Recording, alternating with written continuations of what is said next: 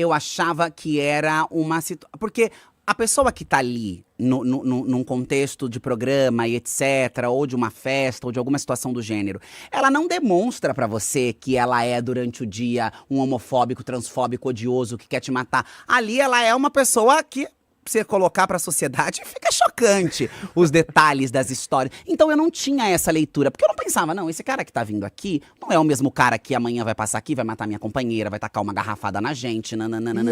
E aí eu só fui descobrir isso depois, porque quando a gente sai desse lugar, obviamente que nesse contexto, eu já tinha uma leitura social, que também não tinha muito onde dar vazão, que era, o comportamento muda muito rápido. Então você encontra essa pessoa num contexto de esquina ou de qualquer situação, a pessoa fala com você super bem, nananana, é uma socialização, é uma troca.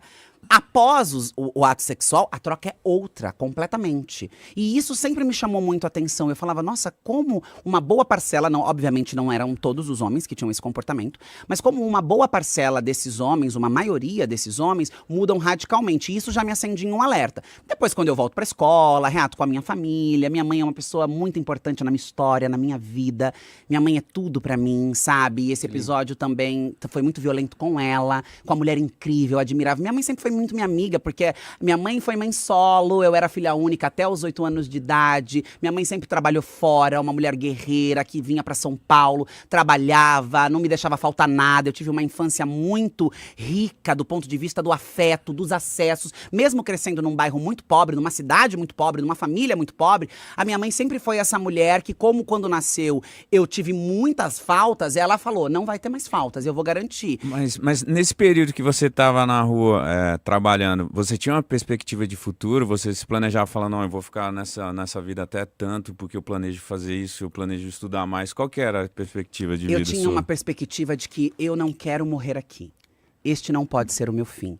Isto é muito violento, eu vejo muitas coisas bárbaras, eu perdi amigas na rua, né? Eu vivi situações muito ruins na rua e eu pensava, eu tenho afeto, eu tenho base familiar, eu tenho socialização. Eu sei que existe um mundo para além deste, que não é endemonizando a prostituição, porque ali também para mim foi um lugar muito importante de construção da minha identidade, de socialização, de sobrevivência. E eu acho que pode ser, se alguém queira optar, escolher, dizer, essa é a minha profissão, eu quero trabalhar com isso. Eu acho que a pessoa que quer trabalhar com a prostituição, ela tem que ter garantias, ela tem que ser protegida, ela não pode ser hostilizada, tratada como um mal do mundo, porque ela tá só fazendo o trabalho dela com algo que é dela, o corpo dela, que ela tem direito sobre esse corpo. Até porque tem muita demanda, né? Tem muita demanda, né? E se acaba esse serviço, eu não sei o que seria da sociedade, porque aonde é que se extravasaria todo esse desejo, essas fantasias, essas loucuras, muitas vezes, se não houver essas profissionais que merecem ser valorizadas, respeitadas, integradas à sociedade de maneira digna, porque não estão fazendo mal pra ninguém.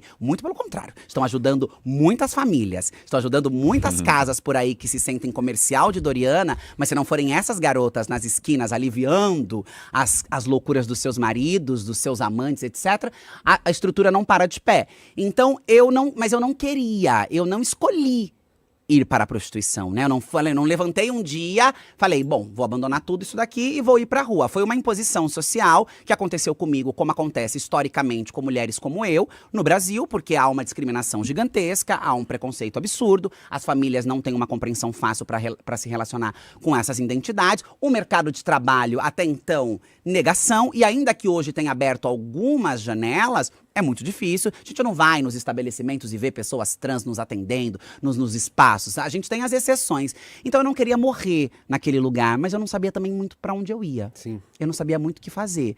Porque eu falava, gente, ou é isso ou é nada. Por isso que eu digo que a minha mãe é importante. Porque quando a minha mãe me resgata... Teve esse dia? Teve esse momento, né? Se você puder compartilhar pra gente. Ela fala, eu não me lembro muito bem, mas ela conta que, tipo, eu fui na casa dela, porque eu aparecia na casa da minha mãe, esporadicamente, né? Pra ver as minhas irmãs, porque minhas irmãs nasceram e eu que cuidava das minhas irmãs, pra minha mãe poder trabalhar. Eu que em festa do Dia dos Pais, festa de Dia das Mães, festa junina, colocava na perua, tirava da perua.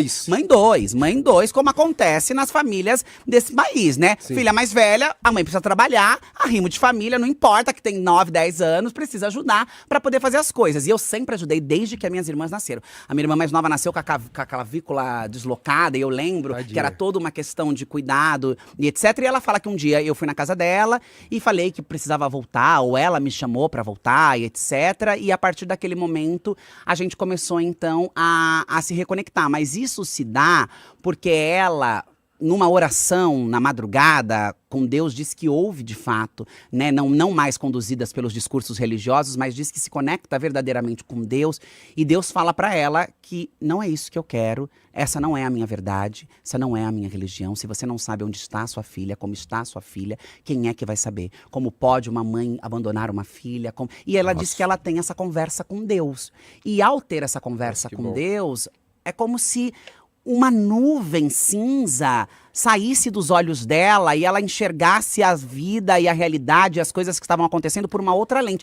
E é como se ela tivesse voltado de um sono profundo, sabe? E ela tem uma frase que é muito bonita, que ela diz: se eu pudesse te colocar de volta no meu útero, para que você não passasse por todas as coisas que você passou, eu faria. Não tem como voltar pro útero. Mas eu acho que ela conseguiu, de alguma maneira, ir reparando isso, e a partir dessa reparação, criando possibilidades para que eu fosse para outros lugares. Porque aí eu volto para casa, eu tenho comida, eu tenho banho quente, eu tenho cama. Esse perdão eu foi tenho... libertador, Foi Salvador. libertador, eu E fui foi quanto libertador. tempo